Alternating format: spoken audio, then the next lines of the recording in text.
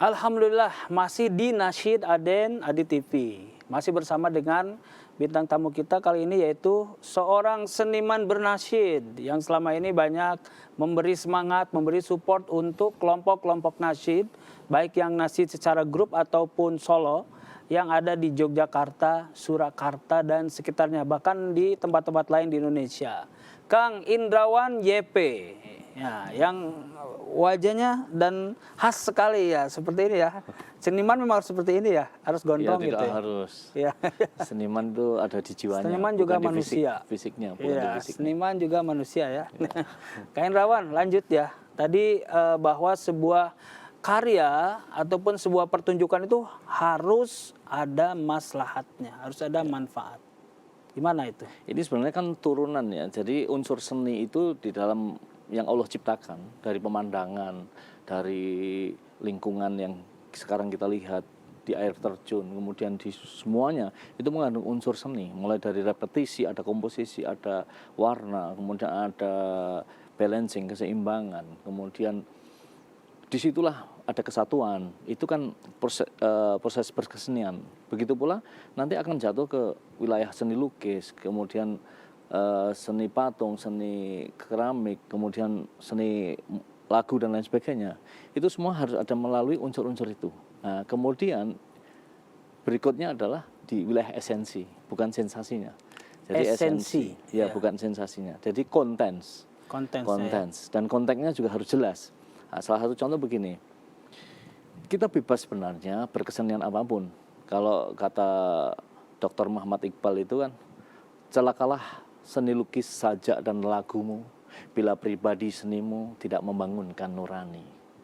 Jadi, maksudnya gimana itu? Jadi sebenarnya sia-sialah semua prosesmu, karyamu, kemudian lukisanmu, lagumu atau nasyidmu, sia-sialah kalau tidak membangunkan nurani.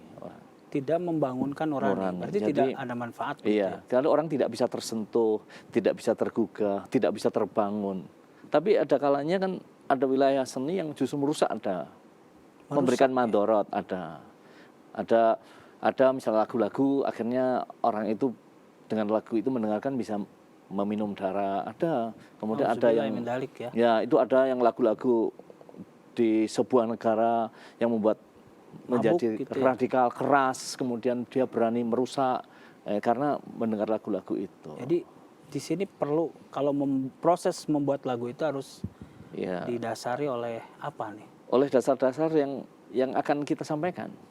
Kita bermanfaat, kita membangun, kita menggugah, kita menginspirasi, kita membuat orang lain yang sedih menjadi lebih gembira. Orang yang sedih jadi lebih sedih. Sedih nanti bisa gelas-gelas kaca nanti pecah semua kan kalau misalnya. Jadi, intinya harus memberi semangat buat yang sedang terpuruk. Bagaimana mendengarkan sebuah karya itu jadi semangat. Karena itu akan terbawa dalam kehidupan.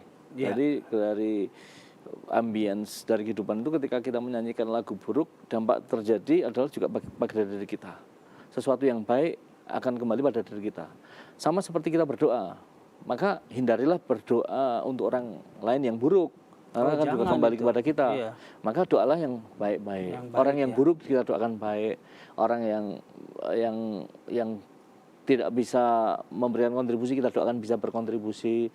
Orang yang belum bisa ibadah dengan baik kita doakan agar lebih ibadah. Nah, semacam itu. Jadi akan terjadi keseimbangan. Pendekatannya santai ya, enak gitu, halus ya. Jadi tidak menghakimi atau karena ajaran kita kan dengan lembut itu untuk menyampaikan.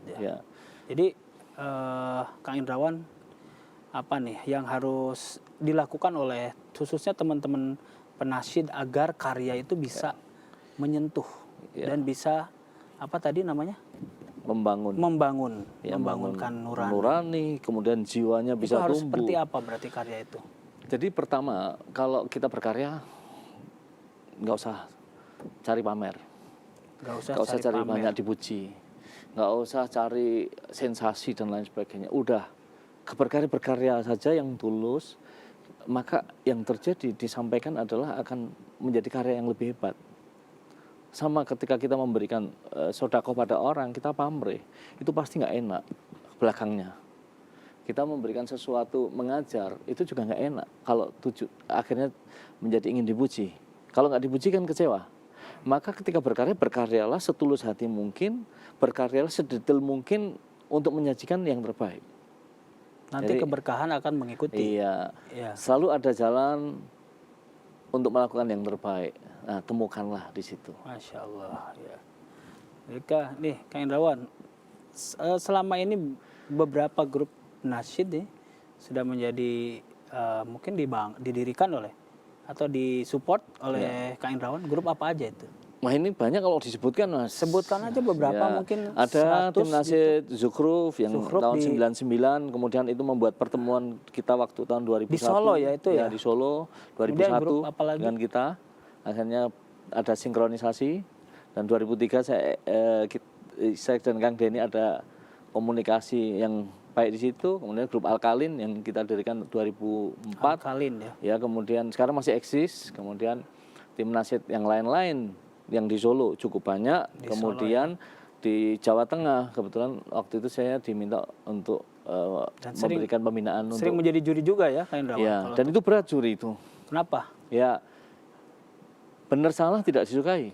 Oh gitu. Iya, seobjektif mungkin. Makanya sekarang untuk wilayah juri saya serahkan ke yang junior saya berikan. Ini ada juri, silahkan. Karena menjadi juri itu fitnahnya besar. Oh gitu ya. Iya, kita seobjektif mungkin. Ternyata masih ada orang menganggap karena tidak menang, kita tuh mencari bukan kemenangan di dalam sebuah kompetisi, tapi sportivitas, kemudian manfaat, kemudian inspirasi kan gitu. Kalau nggak juara nggak apa-apa kan. Oh gitu ya. Juara yang sesungguhnya adalah yang memberikan kemenangan di hatinya para yang datang, di hatinya para juri, di hatinya pada semuanya, meskipun dalam segi predikat dia tidak juara. Masya Allah. Jadi wah, saya tuh apa ya, hari ini dapat ilmu banyak nih dari Kang Indrawan ya. Namun lagi-lagi waktu kita terbatas, Indrawan. Insya Allah disambung Ya, suatu insya Allah disambung saat. lagi ya. Ya. Mudah-mudahan sehat selalu ya. Alhamdulillah. Bisa jumpa Insya Allah. lagi dan terima kasih sudah menjadi tamu di Nasyid Aden ini. Terus menyemangati, membersamai teman-teman nasyid dan mudah-mudahan karya-karya dari Kang Indrawan ini ya semakin banyak dinikmati dan bisa membangun nurani. Oke. Terima kasih ya Kang Indrawan. Satu kalimat untuk Satu para kalimat. adik-adik, saudara-saudara semua. Apa itu? Lakukanlah yang terbaik. Lakukanlah adalahnya yang terbaik. Karena keajaiban akan mendatangi orang-orang yang melakukan terbaik bagi dirinya dan orang lain. Masya Allah. Ya. Terima kasih ya Kang Indrawan. Ya. Terima kasih. Sama-sama. Motivasinya, semangatnya. Dan apa tausiah ya, tausiah juga nih. Tausiah. Ini bukan Banyak ilmu. Ustadz ini. Banyak ilmu hari ini. Ya. Terima kasih Kang Indrawan. Ya, sama-sama. Assalamualaikum warahmatullahi wabarakatuh. Waalaikumsalam warahmatullahi wabarakatuh.